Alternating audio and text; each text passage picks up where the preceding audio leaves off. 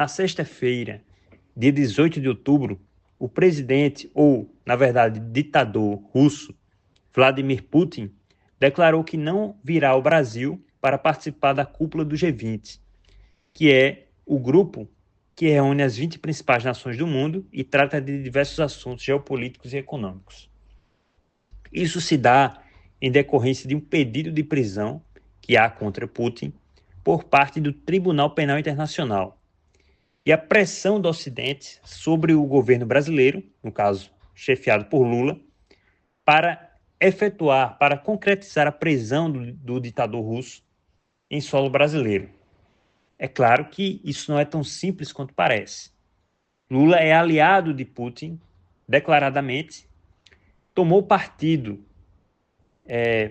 em linhas gerais, nas entrelinhas, em favor de Putin na guerra com a Ucrânia, não tanto quanto fez em relação aos terroristas islâmicos contra Israel, mas deixou um entendimento bastante perceptível nessa linha.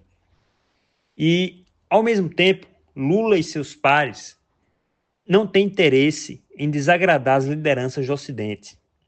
Isso ficou claro, inclusive, em relação à Venezuela, quando o governo brasileiro se recusou a reconhecer Maduro como sendo eleito democraticamente, pelo menos num primeiro momento. Depois acabou fazendo isso, mas no primeiro momento colocou em dúvida a eleição, o que é um grande passo, digamos assim, para alguém que é da extrema esquerda. As pessoas comuns e normais que estão acompanhando o cenário da Venezuela sabem há muito tempo que aquilo é uma ditadura, que as eleições são de fachada, que existe uma fraude ali.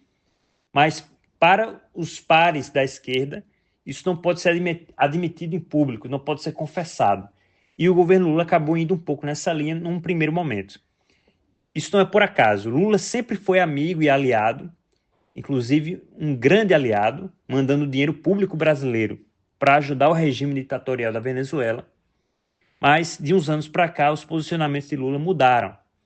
Isso porque o governo americano, chefiado não só por Joe Biden, mas por todo o grupo da esquerda americana que existe no Partido Democrata, patrocinadores bilionários e assim por diante, pressionaram o governo brasileiro a tomar posições contrárias às ditaduras, não só a Venezuela, mas às ditaduras latino-americanas, que fazem parte do Foro de São Paulo, fundado pelo próprio Lula. Veja a situação em que se colocou o petista.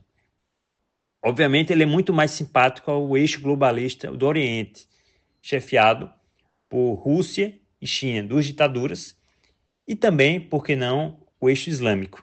Mas o eixo ocidental, chefiado pela esquerda americana, foi o fundamental na eleição de Lula, por vários motivos, e motivos que foram, inclusive, confessados pela grande imprensa nacional e internacional.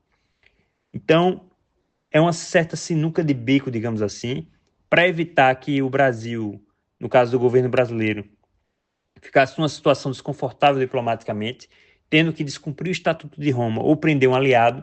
Putin decidiu não vir ao solo brasileiro, pelo menos nesse momento.